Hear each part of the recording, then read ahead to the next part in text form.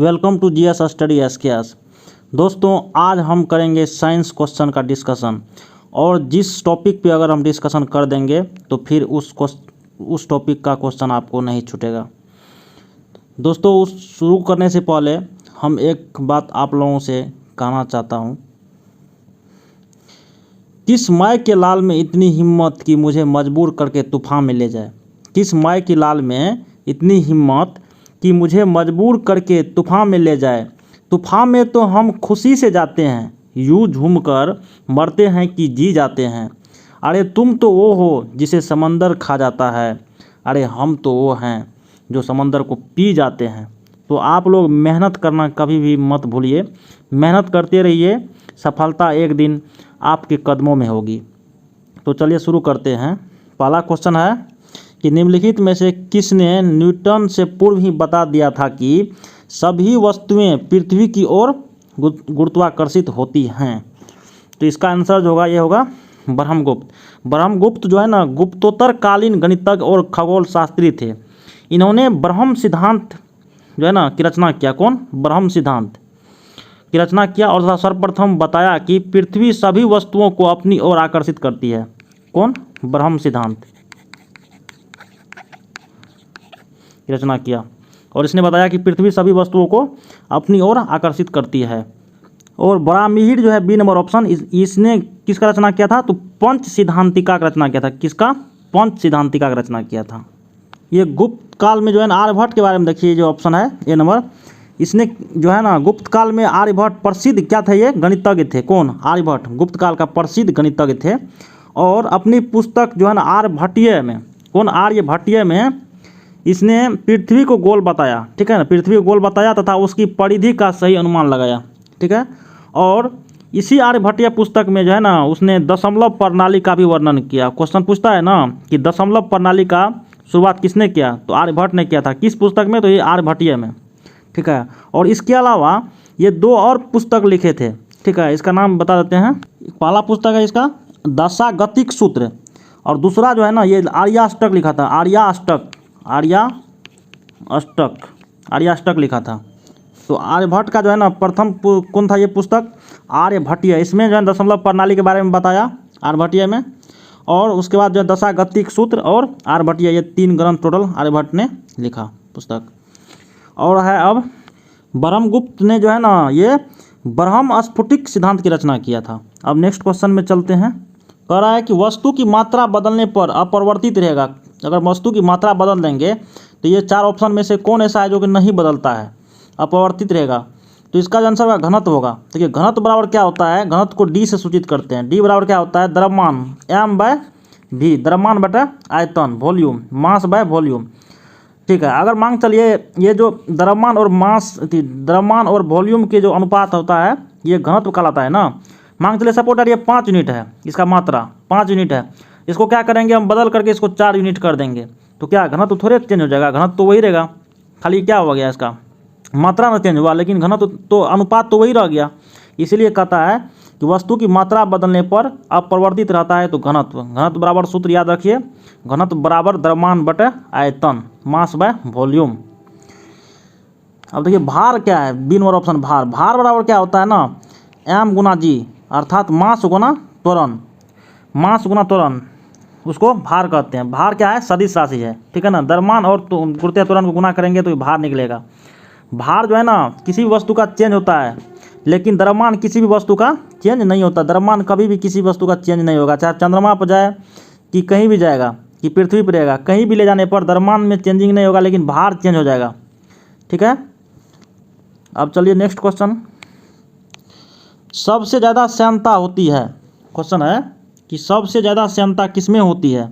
तो जो पदार्थ जितना गाढ़ा होगा ना उसका श्यानता सबसे अधिक होगा। देखिए जल, वायु, खून और शहद में सबसे गाढ़ा कौन होता है? तो शहद होता है, इसलिए इसका आंसर शहद होगा। श्यानता के बारे में जान लेते हैं थोड़ा। इंग्लिश में विस्कोसिटी कहते हैं श्यानता को, ठीक है। तो यह द्रव का वह गुण जिसके कारण द्रव अपनी भिन्न भिन्न परतों में होने वाले सापेक्ष गति का विरोध करते हैं। जैसे कि धारा ये बह रहा है, ये नदी में धारा बह रहा है ये ऐसे, तो मांग चलिए इसका जो सबसे ऊपर का जो लेयर है उसका धारा अधिक होता है, गति, उसके बाद जो है जैसे नीचे आ जाएंगे तो इससे थोड़ा कम होगा, इससे थोड़ा कम होगा, फिर इससे थोड़ा कम होगा और इसमें साथ जीरो हो जाएगा निचला गर्त में। तो यही जो है ना, एक क्या किया, एक कण दूसरे कण को मतलब क्या कर रहा है, परत को क्या कर, एक परत दूसरे परत का विरोध कर रहा है, धीरे धीरे क्या कर रहा है, गति को कम करते जा रहा है, लास्ट में जाकर जीरो हो जा रहा है। तो यही जो है ना, जो द्रव का जो वही गुण है ना, यही भिन्न भिन्न परतों में होने वाली सापेक्ष गति का जो विरोध किया, इसी गुण को, इसी बल को, सॉरी इसी गुण को श्यानता कहते हैं। और जिस बल से ये विरोध करता है उसको श्यान बल भी कहते हैं। ठीक है, बस वही चीज़ है।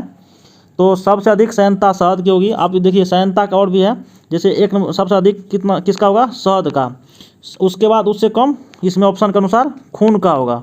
उससे फिर कम किसका होगा, तो जल का होगा। ठीक है, फिर उससे कम किसका होगा, तो वायु का होगा श्यानता। ठीक है, याद रख लीजिए। कभी कभी ये भी पूछेगा कि ताप बढ़ने पर श्यानता पर क्या प्रभाव पड़ता है, द्रव की श्यानता पे। ताप जैसे बढ़ेगा तो द्रव की श्यानता क्या होता है, घट जाएगा। ठीक है ना, याद रखिएगा, क्योंकि उसका लेयर का विरोध थोड़ा कम हो जाएगा, इसलिए घट जाएगा, विरोध कम हो जाएगा ना, पतला हो जाएगा लेयर। कह रहा है कि जब किसी साबुन के बुलबुले को आवेशित किया जाता है तो निम्नलिखित में से क्या घटित होता है। तो जब साबुन के बुलबुले को जब आवेशित करेंगे ना तो उसका त्रिज्या क्या होगा, बढ़ जाता है। बस याद रखिए, उसका त्रिज्या क्या होगा, बढ़ जाएगा। अब देखिए, आवेशित करने से इसका क्या होगा ना, ये बुलबुला क्या होता है, फैल जाता है। तो स्वाभाविक है, मान के चलिए पहले इतना बुलबुला था, इतना बड़ा था, जिसको आवेशित किया तो क्या हुआ, फैल गया, इतना बड़ा हो गया। तो स्वाभाविक है, त्रिज्या ये है त्रिज्या। अब इसका त्रिज्या क्या हो गया, इतना बड़ा हो गया, तो क्या हो गया, ये त्रिज्या क्या हो गया, बढ़ गया ना। इसलिए आवेशित करने पर बुलबुला का आकार भी पूछेगा कभी, तो आकार भी बढ़ता है, आकार बढ़ेगा तो स्वाभाविक है कि त्रिज्या भी ये बढ़ जाएगा। ठीक है ना, त्रिज्या। अब चलिए नेक्स्ट। कभी एक क्वेश्चन और भी इससे पूछ देगा आपसे कि यदि साबुन के दो भिन्न व्यास के बुलबुले, ठीक है ना, यानी त्रिज्या या व्यास के बुलबुले को एक नली द्वारा, ठीक है, एक नली द्वारा क्या करता है, एक नली द्वारा एक दूसरे के संपर्क में लाया जाता है। जैसे एक दूसरे के संपर्क में लाया एक नली द्वारा, ठीक है, इसका व्यास क्या है, सबका अलग अलग है, कोई छोटा है कोई बड़ा है, इसी तरह से है, कोई इतना छोटा है कोई बड़ा है, ये नली है, एक दूसरे के संपर्क में लाया जाता है। तब क्या घटित होगा, क्वेश्चन पूछेगा। तो क्या होगा, जो छोटा बुलबुला है ना, जो छोटा बुलबुला है छोटका, ये और छोटा हो जाएगा, और बड़ा बुलबुला जो है ये बड़का, ये और बड़ा हो जाएगा। ठीक है ना, याद रखिएगा। जो साबुन के दो भिन्न भिन्न व्यास वाले बुलबुले को, ठीक है, या त्रिज्या वाले बुलबुले को एक नली द्वारा एक दूसरे के संपर्क में अगर लाया जाएगा तो छोटा बुलबुला और छोटा, बड़ा बुलबुला और बड़ा हो जाएगा। याद रखिएगा। क्यों होता है, तो बुलबुला जो है ना कि जो आकार होता है उसमें भारी गैस, उसके अंदर जो दबाव होता है ना, गैस का जो दाब होता है, दाब और पानी के जो त्रिज्या होता है, त्रिज्या और मोटाई पर निर्भर करता है। ठीक है, इसीलिए ऐसा होता है कि नली में एक दूसरे के संपर्क में लाए जाने पर छोटा बुलबुला छोटा, बड़ा बुलबुला और बड़ा हो जाएगा। क्वेश्चन है कि पानी की बूंद गोलाकार होती है, इसका क्या कारण है। पानी की बूंद गोलाकार क्यों होता है, तो ये पृष्ठ तनाव के कारण होता है, जिसको सरफेस टेंशन बोलते हैं। तो ये सरफेस टेंशन जो है ना, टी बराबर क्या होता है, बल बटा क्या होता है, लंबाई होता है, बल बटा लंबाई। अर्थात इसका मात्रक, अगर पृष्ठ तनाव का मात्रक पूछेगा क्या होता है, तो न्यूटन बटा मीटर हो जाएगा। ठीक है, और पृष्ठ तनाव क्या होता है ना कि कम से कम क्षेत्रफल घेरने का कोशिश करता है, मतलब सबसे कम क्षेत्रफल घेरने का जो हमेशा बल, सबसे कम क्षेत्रफल प्रयोग करता है पृष्ठ तनाव, सबसे कम बल लगाता है, अधिक से अधिक क्षेत्रफल नहीं, कम से कम क्षेत्रफल घेरने का कोशिश करता है पृष्ठ तनाव, इसीलिए ना वर्षा का बूंद गोलाकार होता है। अब चलिए नेक्स्ट क्वेश्चन है, करा कि दो गेंदे ए तथा बी क्रमशः 10 kg, यानी ए का जो वजन है 10 किलो है और बी का वजन 1 kg का है, दो गेंद हो गया। उन्होंने 20 मीटर की ऊंचाई से एक साथ गिराया जाता है, तो उन्हें 20 मीटर की ऊंचाई से एक साथ गिराया जाता है, तो निम्नलिखित में से कौन सही है। ये देखिए, एक 20 मीटर मांग चलिए, यहाँ से एक 20 मीटर की ऊंचाई से, ये ऊंचाई है 20 मीटर का। ठीक है, 20 मीटर से दो गेंद गिराएंगे यहाँ से, एक है 10 kg वाला, ठीक है, एक है यहाँ से 1 kg का, 1 kg का, ये 1 kg का, इस दोनों को गिराएंगे यहाँ से, यहाँ 20 मीटर की ऊंचाई से, यहाँ पिक वैल्यू से। तब पूछ रहा है तो निम्नलिखित में से कौन सही है। तो देखिए, भूमि पर पहले ए पहुँचेगी, बी नंबर में है कि भूमि पर बी पहले पहुँचेगी, सी नंबर में है कि भूमि पर दोनों ए और बी एक साथ पहुँचेगी, डी नंबर में उपयुक्त में से कोई नहीं। तो इसका क्या आंसर होगा, सी नंबर होगा, भूमि पर दोनों ए और बी एक साथ पहुँचेगी। क्यों, क्योंकि ये जो है ना जो वस्तु को गिराते हैं ये द्रव्यमान पर निर्भर नहीं करता है। कैसे निर्भर नहीं करता है तो पूरा डिटेल से समझाते हैं। चलिए देखिए h बराबर क्या दिया हुआ है 20 मीटर, यानी ऊंचाई 20 मीटर है। और उसके बाद जो प्रारंभिक वेग है इसका, तो प्रारंभिक वेग यानी यहाँ से गिराएंगे तो प्रारंभिक वेग क्या होगा 0 होगा। u बराबर क्या हो गया 0, अर्थात u बराबर प्रारंभिक वेग बराबर क्या हो गया 0 हो गया। ठीक है, तो गति का समीकरण हम जानते हैं ना, गति का समीकरण क्या होता है, गति का समीकरण होता है गुरुत्वाधीन गति के लिए, अर्थात जहाँ पे गुरुत्व केंद्र गुरुत्व नहीं है तो उसका जो गति होता है v स्क्वायर बराबर क्या होता है, v स्क्वायर बराबर u स्क्वायर प्लस 2gh होता है ना। तो ये देखिए यहाँ पे क्या है, जो v जो है ना, ये v बराबर क्या हो गया अंतिम वेग, क्या हो गया ये अंतिम वेग हो गया, v अंतिम वेग हो गया। अब यहाँ क्या है अंतिम, तो u का मान तो यहाँ बैठा देंगे, पुट कर दीजिए, u का मान 0 है तो ये 0 हो जाएगा, अर्थात v स्क्वायर बराबर क्या हो गया, यहाँ से v स्क्वायर बराबर 2gh हो जाएगा, क्योंकि u का मान क्या हो गया 0 हो गया। अब यहाँ से जब v निकालेंगे तो अंदर रूट क्या होगा, यहाँ से जब v निकालेंगे v स्क्वायर बराबर u square plus 2gh, u का मान 0 हो गया, तो यहाँ से जब v निकालेंगे तो क्या होगा अंदर रूट 2gh हो जाएगा। ठीक है, अर्थात यहाँ पे देखिए कि इसमें द्रव्यमान है, द्रव्यमान की कहीं चर्चा है, क्योंकि वहाँ क्या कहा गया कि एक 10 kg का गेंद है और एक 1 kg का गेंद है, और दोनों को समान ऊंचाई से गिराएंगे। और गुरुत्व केंद्र क्या है, ये क्या है गुरुत्वाधीन गति के लिए है, तो गुरुत्व केंद्र नहीं है यहाँ पे, तो क्या हो गया यहाँ पे जब द्रव्यमान पर निर्भर नहीं करता है तो 1 kg का हो कि 1 कुंटल का हो, कोई भी वस्तु को गिराएंगे ना धरती पर एक साथ ही दोनों गिरेगा, एक साथ ही आएगा, इसलिए क्योंकि ये द्रव्यमान पर निर्भर नहीं करता इसका वेग। तो चूंकि दोनों गेंद की ऊंचाई समान है और अंतिम वेग जो फाइनली वेग होता है बराबर अंडर रूट 2gh होता है, इसीलिए गेंद के द्रव्यमान पर निर्भर नहीं करता है, गेंद समान वेग से एक साथ भूमि पर क्या होगा गिर जाएगा, यही है, इसीलिए जो है ना एक साथ गिरेगा। तो आज के बाद ये क्वेश्चन आप लोगों से छूटना नहीं चाहिए। चलिए अब नेक्स्ट क्वेश्चन चलते हैं। यदि पृथ्वी और सूर्य की दूरी जो है उसके स्थान पर दुगुनी होती है तो सूर्य द्वारा पृथ्वी पर गुरुत्वाकर्षण बल जो पड़ता है वह होता, बोल रहा है ना, अगर पृथ्वी और ये पृथ्वी है, ठीक है ना, ये सूर्य है ये, और इसके बीच की जो दूरी है ना, बोल रहा है कि पृथ्वी और सूर्य की दूरी जो है उसके स्थान पर दुगुनी कर दी जाती है। पहले से मांग चलिए ये r है दूरी, बाद में क्या हो गया ये 2r हो गया, अगर दुगुनी कर दी जाती है, ऐसा ही बोल रहा है।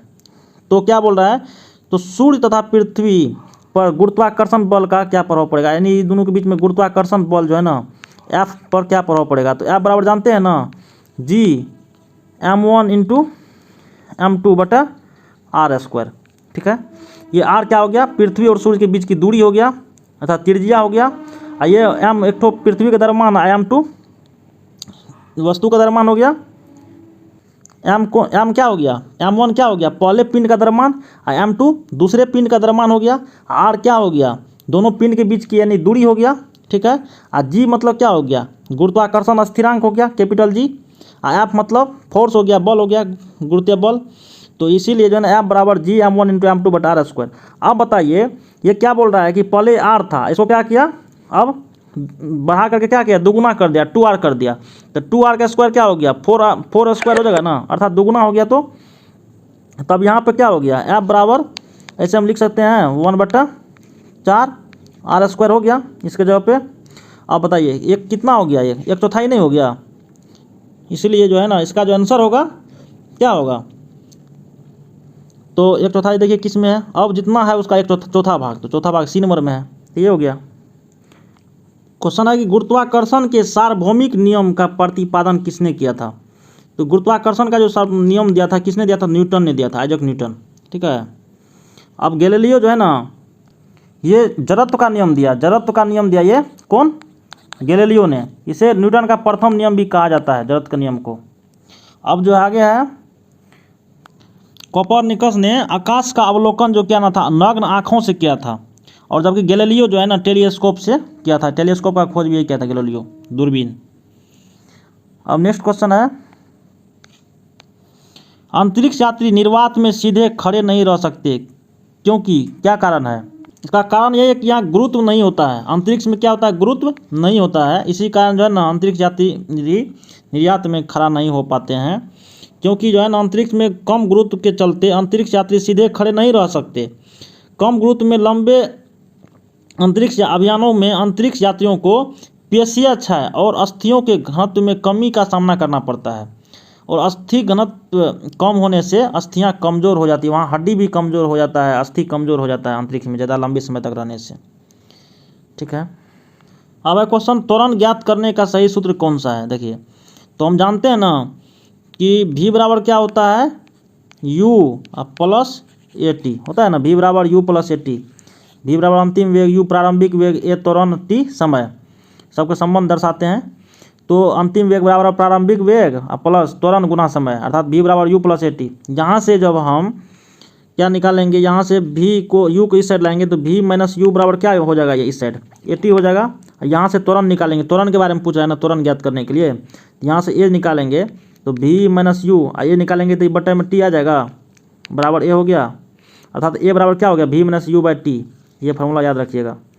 तो कौन सा ऑप्शन में है, ए नंबर ऑप्शन में है, यही सही हो गया आंसर। इसमें क्या हो गया, v कण का अंतिम वेग हो गया, ये अंतिम वेग हो गया, और u क्या हो गया, कण का प्रारंभिक वेग हो गया। ठीक है, a क्या हो गया, त्वरण हो गया, t क्या हो गया, समय हो गया। दोस्तों कभी कभी आवर्तकाल से भी क्वेश्चन पूछता है। आवर्तकाल को टाइम पीरियड कहते हैं। t बराबर क्या होता है, सूत्र याद रख लीजिए, 2 pi under root L by ये जी। ठीक है ना, t pi under root L by g. ये देखिए, ये जो है ना, देखिए लंबाई का क्या है, समानुपाती है टाइम पीरियड, है ना। और जो गुरुत्वीय त्वरण है इसका क्या है, व्युत्क्रमानुपाती है, उल्टा है। अर्थात इसका मतलब क्या हो गया, अगर जब घड़ी की लंबाई, सुई की लंबाई बढ़ जाएगा, गर्मी के दिन में क्या होता है, धातु में प्रसार होता है, लंबाई बढ़ेगा, तो गर्मी के दिन में जब लंबाई बढ़ेगा तो इसका टाइम पीरियड अर्थात घूमने का जो समय है वो भी, अवधि भी क्या होगा, बढ़ जाएगा। अर्थात उस समय में क्या होगा, गर्मी के दिनों में पेंडुलम घड़ी क्या होता है, सुस्त हो जाता है। वही अगर ठंडी के दिन में आएंगे, शीत ऋतु में, शीतकाल में, तो क्या होगा, धातु सिकुड़ता है, अर्थात इसका लंबाई कम हो जाएगा। जब लंबाई कम होगा तो इसका टाइम पीरियड भी क्या हो गया, कम हो गया, यानी फास्ट घूमने लगेगा। तो अर्थात क्या होगा, घड़ी क्या होगा, तेज हो जाएगा, फास्ट हो जाएगा। जबकि गुरुत्वीय त्वरण क्या होता है, इसका उल्टा होता है। अगर जी का मान बढ़ेगा, गुरुत्वीय त्वरण का मान, तो क्या होगा, इसका जो टाइम पीरियड है क्या होगा, घट जाएगा, अर्थात फास्ट हो जाएगा घड़ी। अगर जी का मान बढ़ेगा तो क्या होगा, इसका टाइम पीरियड उसका घट जाएगा, फास्ट हो जाएगा। अगर जी का मान घटेगा तो टाइम पीरियड बढ़ जाएगा, अर्थात ये घड़ी क्या होगा, सुस्त हो जाएगा। बस याद रखिएगा, t बराबर 2 pi under root L by g. और कभी कभी एक क्वेश्चन ये भी पूछता है कि सेकेंडरी लोलक का आवर्तकाल कितना होता है, तो 2 सेकेंड का होता है, याद रखिएगा 2 सेकेंड का होता है। जैसे ये सेकेंडरी लोलक है, ये एक बार इधर जाएगा, फिर एक बार 1 सेकेंड इधर से इधर आने में, 1 सेकेंड इधर से, यानी यहाँ से आने में 1 सेकेंड, फिर यहाँ से आने में 1 सेकेंड, टोटल 2 सेकेंड का ये ना सेकेंडरी लोलक का आवर्तकाल होता है, याद रखिएगा। थैंक यू दोस्तों। आप लोग अगर मेरे चैनल पर नए हैं तो प्लीज़ मेरे चैनल को सब्सक्राइब कर लीजिए और वीडियो को लाइक भी कर दीजिए, दोस्तों के बीच शेयर भी कर दीजिए। आपको वीडियो लाइक करने और मेरे चैनल को सब्सक्राइब करने से कोई हानि नहीं होगा, मुझे भी सपोर्ट मिलता है। दोस्तों आप लोग मुझे सपोर्ट कीजिए, और भी अच्छा क्वेश्चन हम पूरा डिस्कशन के साथ, कम ही क्वेश्चन पढ़ेंगे लेकिन अच्छा से पढ़ेंगे, एक बार में आपको दिमाग में सेट हो जाएगा।